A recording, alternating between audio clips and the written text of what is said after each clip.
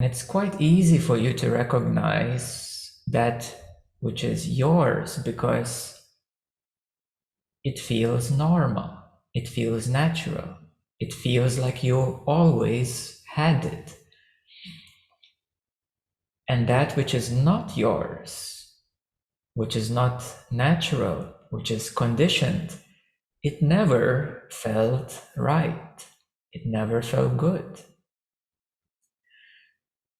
Such things such as doubts and worries, confusions, anxieties, they never felt good. Your body itself never felt comfortable with that. So you always sense that something is wrong, or it's not how it's supposed to be because it doesn't feel good in you. So your body is a very intelligent being, a very intelligent organism.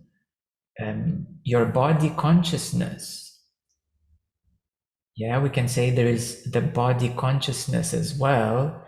So your body has its own consciousness. We can say we call it body consciousness, and it recognizes that which is natural, that which is in alignment with your body. And therefore, the mind, the identity, is in the middle of the full consciousness and the body. And therefore, the mind doesn't know its true source, its true nature. So the mind assumes maybe it's like this, maybe it's like that, or it gets confused, or it doubts, is it really so? Or it just worries that it's not capable of handling certain situations. However, your body consciousness, it knows. It always knew you. Your body always knew you. Your body always knew what is good for you, what is healthy for you, and what is the real you. So your body is a wonderful gift. It's a divine gift in literally, in reality, your body is a divine gift because it knows you. It knows your true self, your own body, it knows it.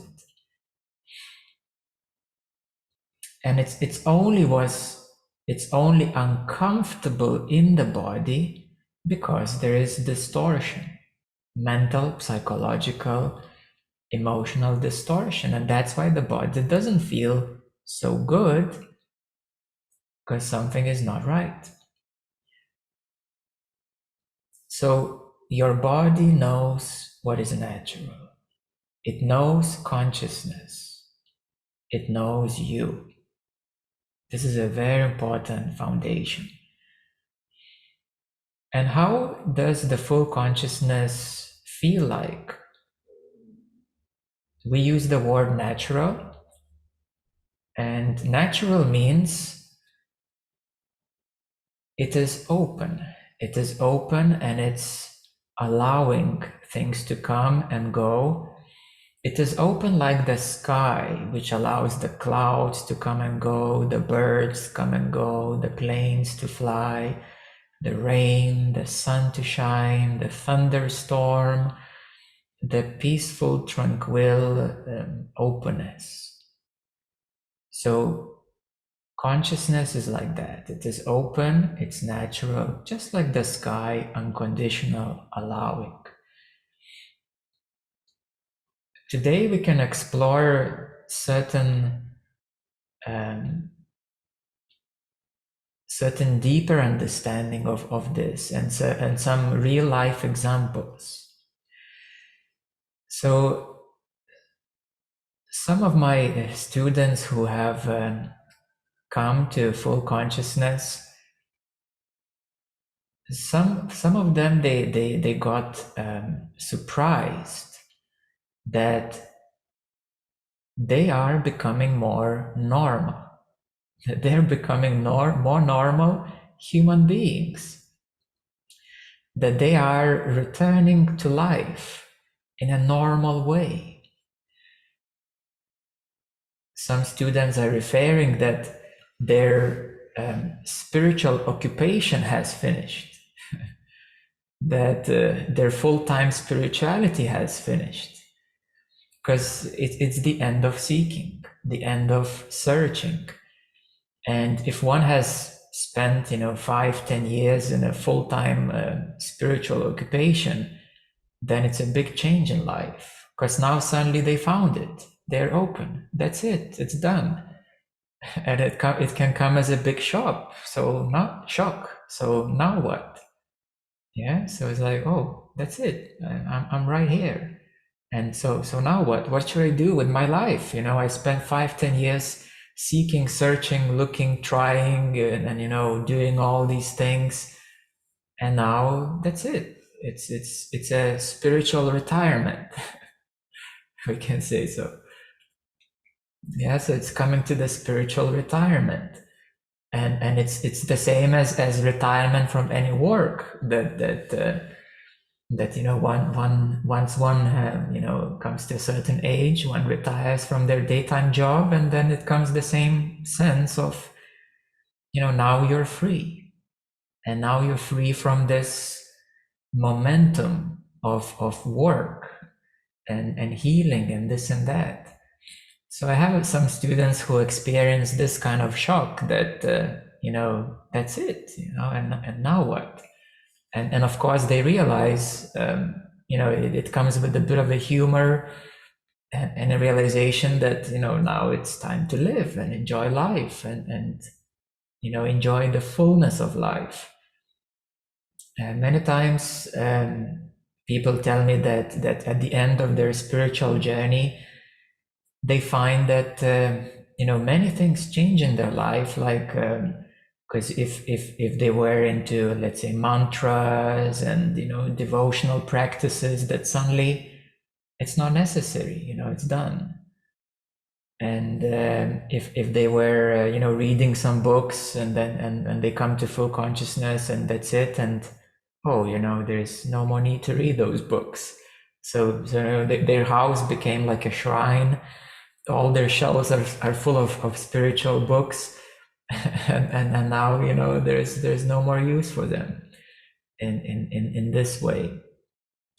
So they find that many things start dropping off, which were related to the search, which were related to this momentum of finding. Many habits change back to normality, and they say, oh, I'm normal again. Yeah, I'm normal again. I don't identify with being spiritual anymore. Even people in non-dual consciousness and above, they already start reporting that they're losing their spirituality. And I tell them it's good. It means you are really coming closer to yourself. You're really becoming yourself, and thus it opens up a possibility to truly know yourself, to truly find out the simplicity of being yourself. And the simplicity of being yourself is sometimes something that you don't want to do, because that spiritual bliss is nicer. It's something on a higher vibration than just being myself, and therefore there's nothing wrong with bliss and this certain experiences of immersion in love, or immersion in this ecstatic joy. They're wonderful, they're very nice. It's just that at full consciousness you are not clinging to them anymore. They come and they go, and you're not exaggerating them, like, oh, now, it's like this bliss, and then when it finishes, you're still walking in it, and you're showing this bliss to everybody, how blissful you are, and you're making the whole thing out of it. And in full consciousness, well, it comes, oh, this is lovely, this is nice, and then it goes, oh, okay, that's fine, I can let it go too. So it's really much more natural. Yeah, there's no more need to hold on to it. There's no more need to make it into something. There is no more need to exaggerate it. There is no need to spotlight it or present it, and so on. Everything takes its own more natural course. And then students ask me, so how about you, Mindo? Like, do these spiritual experience highs and things are still relevant to you? And I say, when I go to a restaurant or a coffee shop to get some tea or whatever, I'm not spiritual in that moment. I can simply have a little chat with the bartender and with the waiter, and then we can just have a normal chat. Nothing spiritual. It's completely normal. I don't think they even know what I do. So we, they just know me as somebody who comes to this coffee shop, and I noticed that they notice that there is a certain niceness, a certain openness, a certain normal humanness, but also something special. And that's what they notice, but they don't know what I do, and they're not treating me like anything, and we're just talking equally. We're talking like equals in that moment. I'm just a simple person who came for a cup of tea, and here they are.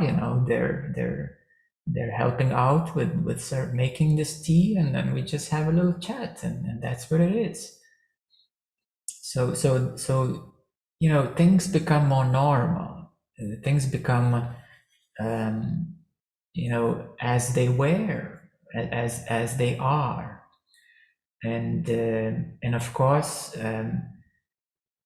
then people who come to the end of searching, they ask me, so how about you? Are you still working on spirituality, so to speak? And I say, it's not that I'm working on it. It's not that I'm looking for anything. It's just that it comes to me. So for me, I'm speaking personally now, it just comes naturally that it also has to do with my my bigger purpose here on this earth, just to naturally help other people. And what makes me most happy is to help other people. And helping other people is my fulfillment, is that which gives me most happiness. And helping people spiritually, I find it the most fulfilling way of helping them. So therefore I am in my natural place, and it feels totally right for me. There's no need, no reason as such. It just feels very natural and normal and best to do it this way. And therefore I also always encourage people to as they are awakening, to start looking at and contemplating, so how can you help others? How can you help others? And this question, how you can help others, it's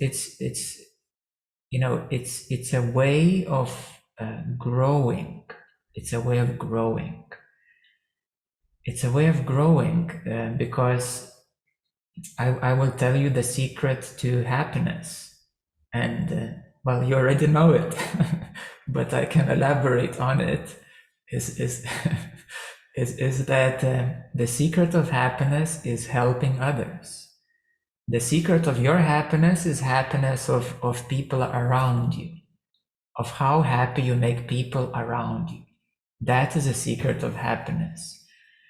So, one way, which is, let's say, one of the biggest ways, is of course helping others to awaken and to grow spiritually, or helping them to come back to their natural self. So of course this is the biggest purpose, but there are many other ways that you can help others and also feel happy at helping others. So for example, if you're an owner of a coffee shop, every day you're meeting people, that's pretty amazing. And if you serve tea or coffee with a smile, with a bit of, with more presence, with more lovingness, and you will see how happier that will make you, because that perhaps is your way of helping others. So you may be at full consciousness, and you may still enjoy, running a coffee shop, and it's just amazing. It's beautiful, and this is how I see human civilization developing. That we all need to come back to full consciousness, and then we all need to find our unique ways of helping others that make us happy. So one can do some, crafts, or be in the service industry, or even being a doctor or this or that. So even in sales, if in any area, you should kind of start thinking not about money and salary, but what would make you happiest to help others. And many times I find that people they really sacrifice their happiness for money, and that doesn't work out in the long run. It's maybe a compromise, but it doesn't work out in the long run, because it just doesn't make one happy at the end of the day. So even if it's something you just do for a little hobby at first, and you become better, so that then can grow. So to summarize, this little side note of the secret of happiness is to realize what makes you happiest in helping others. And this is a way of developing yourself.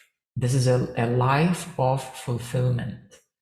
It is a life of fulfillment, a life of happiness. And of course, being at full consciousness it takes on a completely different note, and then whatever you do, you enjoy it. Whatever you do, your life aligns to your more natural purpose in life, and therefore it takes on more and more enjoyment of living every day. So coming to full consciousness, you return back to yourself, to that which is natural to you, and therefore your natural gifts open up, and they can be anything, really. They can be anything, and maybe one is a massage therapist, or in sports, or just really anything. So it is your path. This is very important. It is your path. It is your return home to your natural self. Spirituality is in the middle on this journey. It's in the middle of this journey as a way to heal and compensate from that which is unnatural, to heal and compensate from that which is conditioned, distorted. So that's where spirituality, it works like a medicine. It's not the solution, it's a medicine. Yeah, it's a medicine to heal, to recover, to decondition, and only if it is your true calling, for example, to be, because some people develop their spiritual passion into their life and into their working way. So there are certain healers and energy healers and light workers and helping in the healing field and so on. So again, those people for whom it is natural, it unfolds in this way that they try it out and they like it and they keep doing it, and it just happens. So they keep the spirituality component as their main profession. Yeah, so let's understand this. And this is really a big paradox for many of you to realize that full consciousness is really you, and you will have to let go of things that you hold on to, and you will have to let go of your escaping mechanisms. Being the perpetual seeker, and you will have to let that go, and so on. So people find out that they become more normal, they come back to life, and that things that were on the path, many things, they drop off, and what stays is that which is really meant for you. What stays in full consciousness from spirituality is that which is for you. That which you have worked with, and perhaps that which you have found a way to help others with, and this is what stays. So majority, I find that for majority of people, when they come back to full consciousness, they go back to what they were good at. So if they were a coach, they stick with coaching, but now in their coaching they can bring something deeper.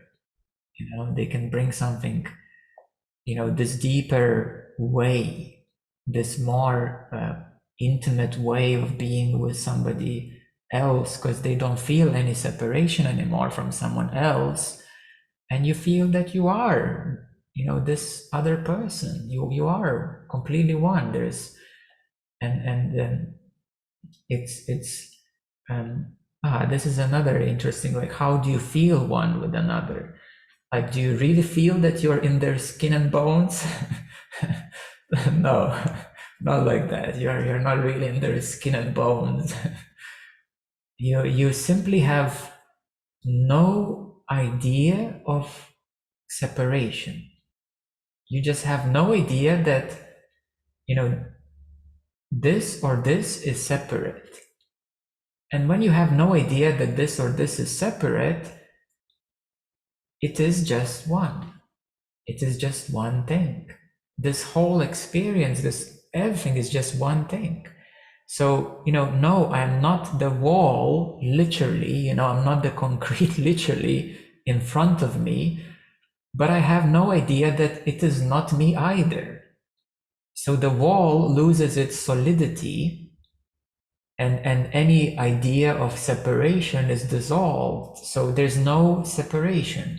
And if I look at the window or wall or table, it's just that I have no idea that they're separate from me. And therefore, it feels completely open. It's completely in the open, I could say. Yeah, so if something is completely in the open, there's no idea of otherness, that anything else is other than you.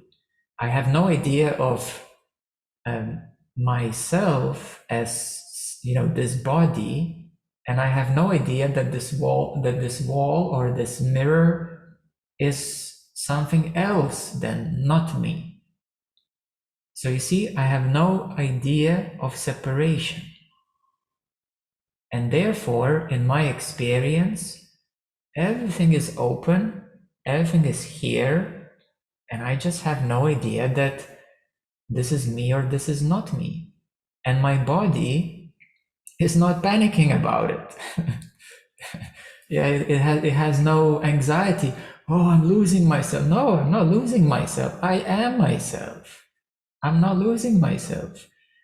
The only thing that I lost is fear. I lost the fear of losing myself. That's what I lost.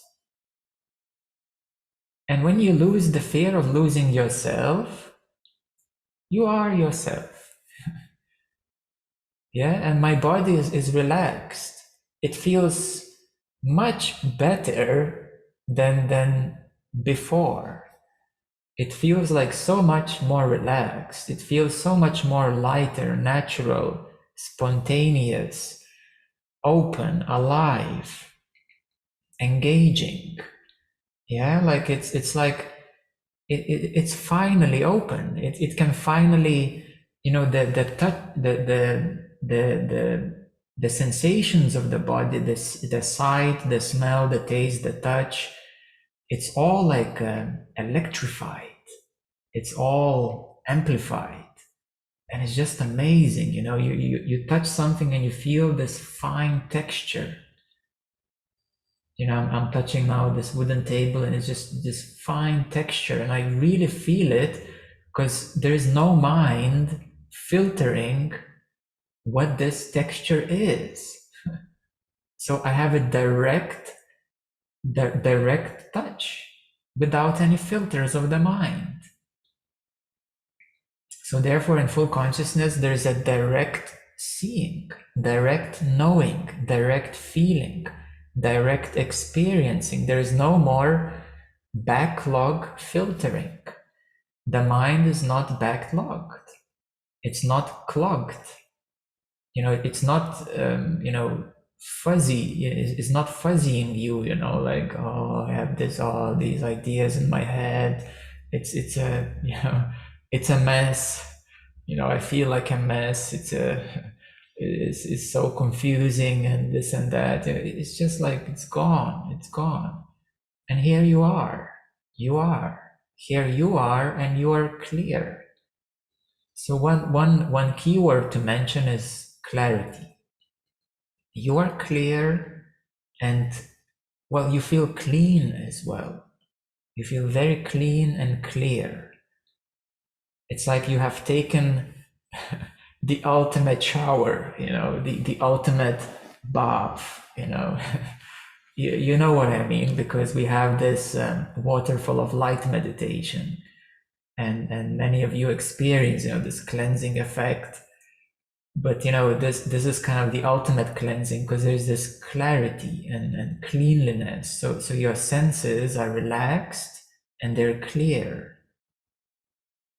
Yeah, so everything functions better. Your body functions better.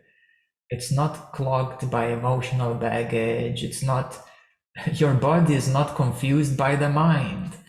Because for the body, the mind is many times like a virus, like a stick in the wheel. The body wants to move, and the mind, no, I can't. The mind controls the body, and in the in the initial stages of awakening, many people get surprised that their body can move without their thinking. And it's amazing, experience that your body is not, your body has its own consciousness. And when it meets the full consciousness, then it's the ultimate reunion. It's the ultimate celebration, because your body meets the full consciousness, and now all is one, and now you can truly enjoy every moment as it is. And this enjoyment it doesn't have to be like the spiritual ecstasy and bliss and this and that. You can just sit down in the park and just observe like this flower here, and it's just so simple. There are plants and flowers, and you just look at them, and they're amazing, they're alive.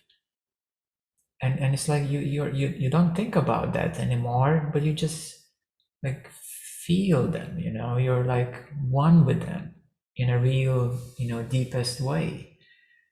So everything takes on a much more rich experience. It's just like with your chakras. You have your 7 major chakras and many more minor chakras.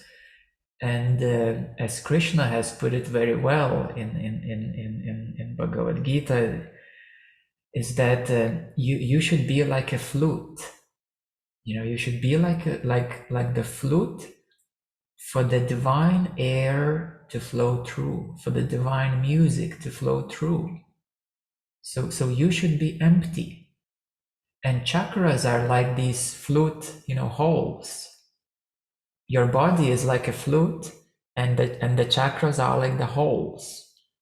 And it should be all empty of the mind, empty of conditioning, for the divine music to play. I can also clarify, it's not only divine music that plays through your body, it's you who plays through your body. So don't expect that, at full consciousness now it's all divinity and, and this and that, and there's no more life.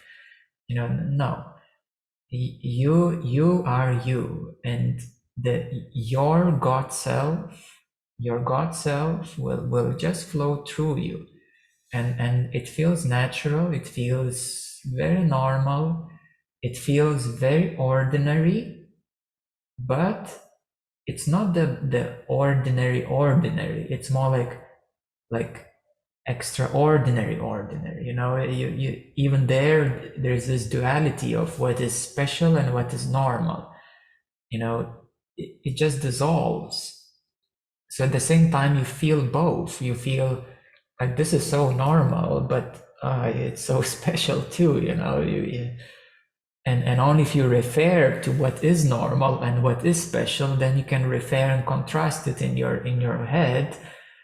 But you just feel like there's this completion, openness, wholeness, fulfillment. Yeah, so that is the way of natural self. So from now on, I would like to refer as the way of the natural self. Yeah, because it's not like you get to the natural self and that's the end of it. No, it's the way of the natural self. So if you want to kind of glimpse better into what I mean by the way of the natural self, I would recommend you to read Tao Te Ching. Yeah, the Taoist book, Tao Te Ching, and it's just amazing book. It's foundational book of Taoism. It's very small. It has I forgot, maybe 80 or something verses. Just 80 little poems, verses. They're not poems, they're messages. But it's very, very small book, very short book. But you will feel that you will get a sense of that way of the natural self. Yeah, so that's how it is. And of course you know what is not natural, and the nature of dual energies, the nature of conditioning. That's another topic. But from now on we can call it the way of natural self, and the way of wholeness, the way of one. Yeah, so that's how you live. And And particularly, I find it so beautiful when people, um, awaken, who have been like simple people, because there are some people who've been seekers, for a decade, so they kind of really change their life into all that it means, spirituality, and it's nice, it's fine, and sometimes it's a lot more work with these people, because they have accumulated so much ideas of the whole thing, and sometimes they become obstacles. And I also do like to meet people who are simple people, and they just are open, and they open up to full consciousness, and wow, it's amazing to see that, they can do what they were doing, and maybe they were a teacher in a school, or just doing some ordinary simple work, and now they just continue with that, and they just say, wow, my in some way I'm the same, I'm doing the same thing in my life, but in another way, it took on a much deeper essence of being myself. Yeah, so this is like so beautiful, and this is how God, is shining through you.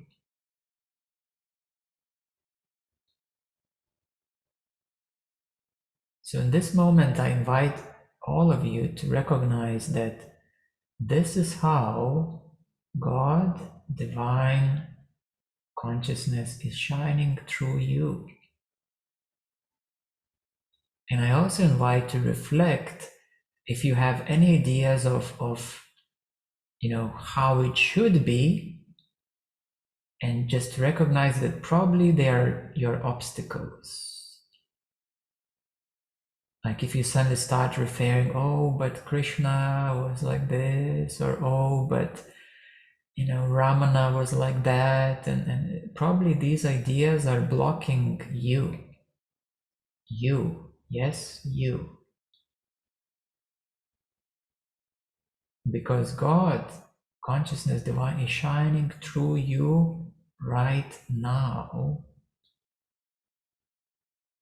and really through you right now. And some of you, I already see you may start experiencing this big excitement, and it is so. It is so beautiful, and so amazing. And some of you might start to experience a bit of disappointment, oh, so it's just me? Yes, it's just you. And then you say, oh, I thought it's gonna be something like that. No, that was your idea. It's just you, and God is shining through you like this.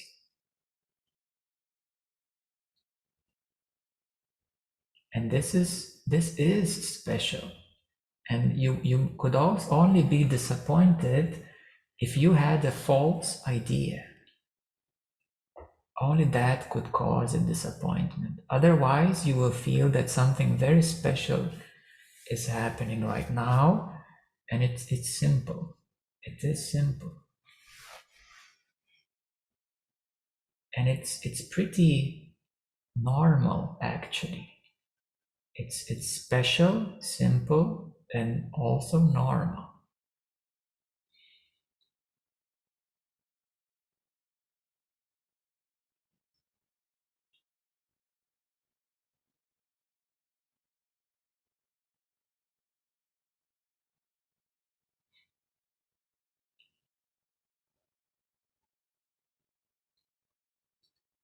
And this is how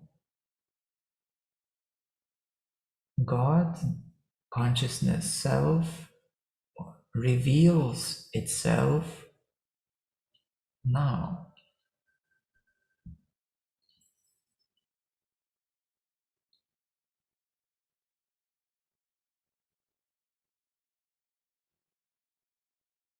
So we can say that God consciousness self is like this right now. And it can be even more like this right now if you stop thinking, if you stop assuming, if you stop projecting or idealizing, then God consciousness self is even more like this right now.